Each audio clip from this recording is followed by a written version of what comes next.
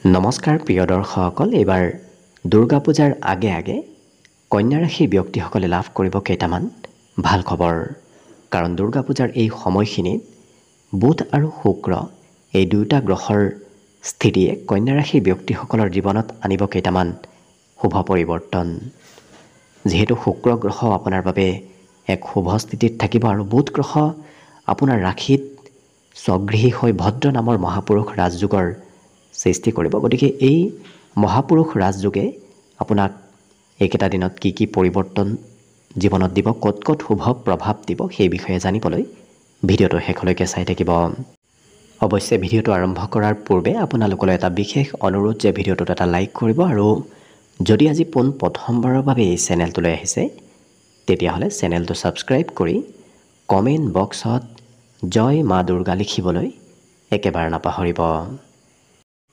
কন্যা ৰাশিৰ ব্যক্তিসকলৰ বাবে এবাৰ দুৰ্গা পূজাৰ সময়খিনিত শুক্ৰ গ্ৰহ অতি শুভ অৱস্থাত থাকিব। কাৰণ শুক্ৰ গ্ৰহ যেতিয়া শুভ অৱস্থাত থাকে তেতিয়া ধন টকা পইচাৰ অভাৱ অনাটনবোৰ নোহোৱা হৈ পৰে। গতিকে শুক্ৰ গ্ৰহৰ এই শুভ সংযোগ আপোনাৰ দ্বাদশ স্থানত থাকিব। দ্বাদশ স্থানত শুক্ৰ গ্ৰহক অতি শুভ বুলি কোৱা হয়, কাৰণ শাস্ত্ৰত উল্লেখ আছে দ্বাদশত যদি শুক্ৰ থাকে তেতিয়াহ'লে নিজৰ ব্যক্তিগত ক্ষেত্ৰত অকণমান যদিও খৰচ হ'ব, কিন্তু সেই ব্যক্তিগত খৰচে আপোনাৰ জীৱনত বহু উন্নতি প্ৰগতি লৈ আনিব। যিহেতু আপোনাৰ বাবে অতি বিশিষ্ট কাৰক গ্ৰহটো হৈছে শুক্ৰ গ্ৰহ, আপোনাৰ বাবে অতি শুভ কাৰক গ্ৰহ আৰু বৰ্তমান সময়তো দ্বাদশত অৱস্থান কৰি আপোনাৰ স্বাস্থ্য পাতিত সবলতা আনিব, বেমাৰ আজাৰৰ পৰা আপোনাক পৰিত্ৰাণ দিব। খৰচ অকণমান আপোনাৰ থাকিব, কিন্তু কৰিবলগীয়া ঠাইতহে খৰচ হোৱা পৰিলক্ষিত হ'ব। অকণমান লাক্সাৰিয়াছ ক্ষেত্ৰত খৰচ হ'ব পাৰে, লাক্সাৰিয়াছ সা সম্পত্তি বৃদ্ধিৰ সম্ভাৱনাও এইকেইটা দিনত পৰিলক্ষিত হৈছে। কাপোৰ কানি ক্ৰয় কৰাৰ নামত খৰচ হ'ব পাৰে, কাৰণ শুক্ৰ গ্ৰহ হৈছে কাপোৰ কানি, লাক্সাৰিয়াছ ক্ষেত্ৰ, অন্য এনেধৰণৰ যিবোৰ লাক্সাৰিয়াছ বস্তু আছে তেনেধৰণৰ কাৰক গ্ৰহ। গতিকে এইকেইটা ক্ষেত্ৰত যদিও খৰচ হ'ব তথাপি আপোনাৰ বিভিন্ন ক্ষেত্ৰত শুভ প্ৰভাৱ এই শুক্ৰ গ্ৰহই লৈ আনিব। আৰু অৱশ্যে ধনৰ অধিপতি হৈ দ্বাদশত স্থিতি হোৱাৰ বাবে অকণমান আৰ্থিক খৰচ হ'ব পাৰে, আপুনি হাতত লৈ থকা ধনবোৰ খৰচ হ'ব পাৰে, তথাপি কিন্তু আপোনাৰ ভাগ্যত এক বিশেষ পৰিৱৰ্তন লৈ আনিব। ঘৰৰ পৰা বাহিৰত যিমান থাকিব দেখিব আপোনাৰ সিমানেই এইকেইটা দিনত লাভ, উন্নতি, আৰ্থিক প্ৰগতিৰ যোগ পৰিলক্ষিত হ'ব। গতিকে ঘৰৰ পৰা বাহিৰত থকাৰ চেষ্টা কৰক, দেখিব আপোনাৰ সৰ্বতো প্ৰকাৰৰ উন্নতি প্ৰগতি শুক্ৰ গ্ৰহই এইকেইটা দিনত আপোনাক নিশ্চয় দিব। অকণমান অৱশ্যে গুপ্ত ৰোগ সৰু সুৰা বৃদ্ধি পাব পাৰে, যিটো ৰোগৰ বিষয়ে আপুনি ভবা নাছিল তেনেধৰণৰ সৰু সুৰা ৰোগৰ সৃষ্টি হ'ব পাৰে। গতিকে যিমান পাৰে শুক্ৰবাৰৰ দিনটোত আপুনি মাছ মাংস খোৱাৰ পৰা দূৰত থাকক।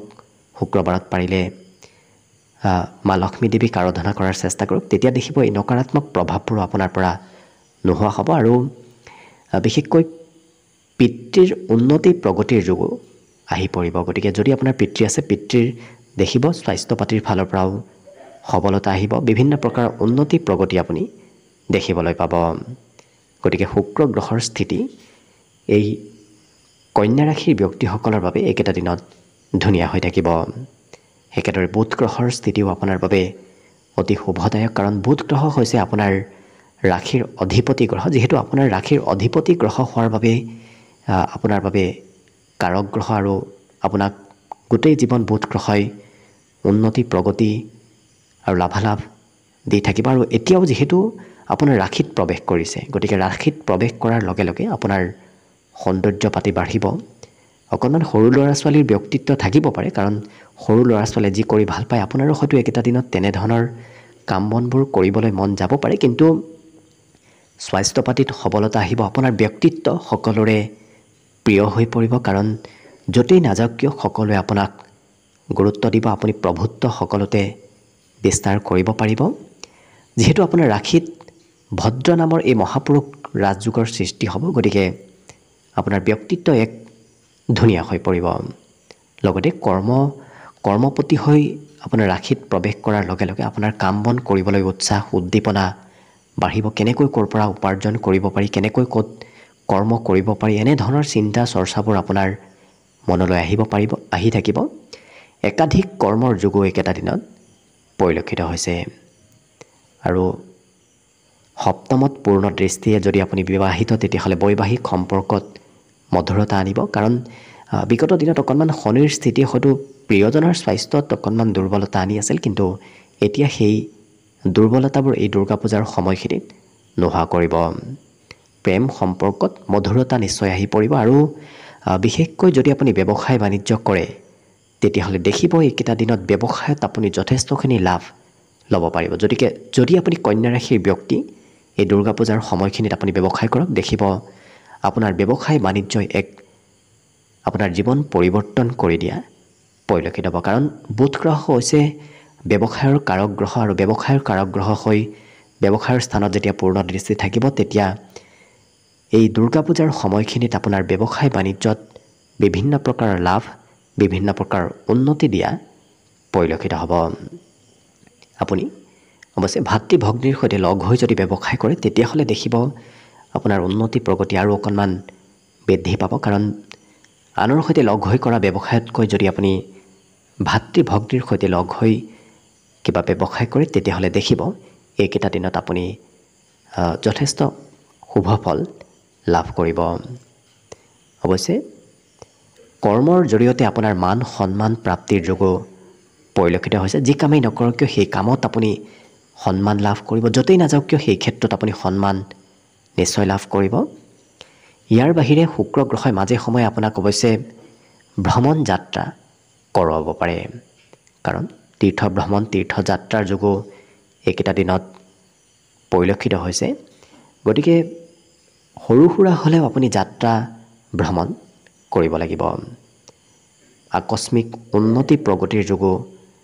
পৰিলক্ষিত হৈছে কাৰণ এই ৰাশি ব্যক্তিসকলৰ এই দুৰ্গা পূজাৰ সময়খিনিত হঠাৎ কিবা শুভ খবৰ আহি পৰিব গতিকে মনত উৎসাহ উদ্দীপনাবোৰ বাঢ়িব বাহিৰত গ'লে অৱশ্যে কথা বতৰা কোৱাৰ শৈলী খুব ধুনীয়া হ'ব কিন্তু ঘৰত থাকিলে বৰ বিশেষ কথা ক'বলৈ আপোনাৰ সিমান মন নাযাব কাৰণ ঘৰত থাকিলে বৰ বিশেষ কথা হয়তো ক'বলৈ ইচ্ছা নাথাকিব কিন্তু ঘৰৰ পৰা ওলাই গ'লেই এই ৰাশিৰ ব্যক্তিসকলে এনেদৰে কথা বতৰা ক'ব যি কথাই আনক মোহিব পাৰিব গতিকে আপুনি সমাজত মান সন্মান প্ৰতিষ্ঠাও লাভ কৰিব অকণমান গোপন শত্ৰুৰ পৰা মাজে সময়ে দূৰত থকাৰ চেষ্টা কৰক কাৰণ হয়তো মাজে সময়ে বিশেষকৈ স্ত্ৰী শত্ৰু গোপন শত্ৰুৰ উদ্ভৱ হ'ব পাৰে গতিকে স্ত্ৰীৰ পৰা অকণমান সতৰ্ক হৈ চলিব শত্ৰুৰূপী স্ত্ৰীয়ে অকণমান ক্ষতি কৰাৰ সম্ভাৱনা আছে গতিকে সতৰ্ক হৈ চলিলে দেখিব মাহটো আৰু আপোনাৰ এই দুৰ্গা পূজাৰ বিশেষ সময়খিনি হৈছে